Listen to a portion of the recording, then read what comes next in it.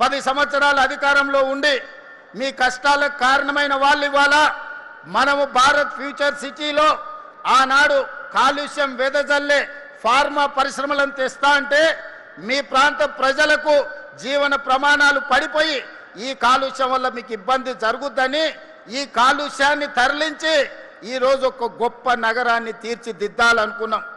ఈరోజు hitech city ప్రాంతంలో 237 కోట్ల రూపాయలకి ఎకరం అమ్ముడు పోతుందంటే ఆ ఏరియాల ఐటీ కంపెనీలు అదేవిధంగా ఫార్మా కంపెనీలు జీసీసీ సెంటర్లు వచ్చినందుకు ఈరోజు ఆ భూముల విలువ పెరిగింది. ఇవాళ అందుకే ఒక మహానగరాన్ని నిర్మించి ఫార్చ్యూన్ 500 కంపెనీలు ప్రపంచ స్థాయిలో గుర్తింపు పొందిన కంపెనీలు మీ అంతర్జాతీయ నగరానికి తీసుకురావాలని, ఈ ప్రాంతంలో కాలుష్యం లేని పరిశ్రమలను తీసుకురావాలని, ఈ ప్రాంతంలో ప్రజల అవసరాలను తీర్చే అభివృద్ధిని చెయ్యాలని మనం కంకణం కట్టుకొని బయలుదేరితే నిన్న మొన్న బీఆర్ఎస్ వాళ్ళు కారు గుర్తోళ్ళు వచ్చింది. కోహెడా ఫ్రూట్ మార్కెట్ కట్టడానికి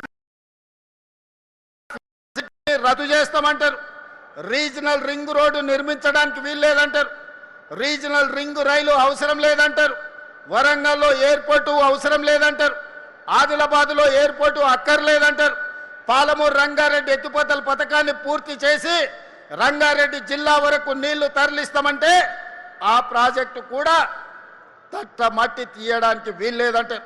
మహారాష్ట్రతో మాట్లాడి తుమ్మిడియేటి దగ్గర గోదావరి జలాలను శ్రీపాద ఎల్లంపల్లికి తీసుకొస్తామంటే అది కూడా నిర్మించడానికి వీల్లేదంటారు.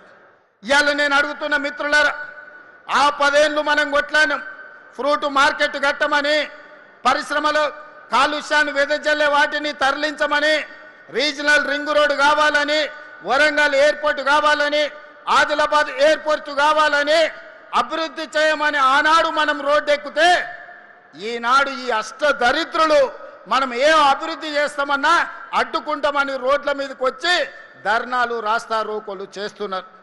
మీరు ఆలోచన చేయండి. ఇట్లనే అభివృద్ధి నిరోధకులుగా మారితే ఈనాడు ప్రతిపక్ష హోదా ఉన్నది, రేపు రాబోయే రోజుల్లో ప్రతిపక్ష హోదా కాదు కదా, కారు ఎక్కడానికి కాదు, కారును దొబ్బడానికి కూడా మనిషి దొరకడు. అనుం చెడి మీరు అక్కడెక్కడనో కార్ఖానాలో పోయి కారును టైర్లు లేని కార్లు మనం చూస్తాం. మనం అఫ్జల్గంజ్ ఏరియాలో పోతే అంబాసిడర్ కార్లు ఉంటాయి, దాంట్లో టైర్లు ఉండవు, రాళ్ళు పెట్టి కారు నిలబెట్టి ఉంటుంది. మీ అంబాసిడర్ కారు కూడా ఫామ్ హౌస్లా గా పరిస్థితి వస్తుంది. అందుకే మిత్రులారా, ఇవాళ మీ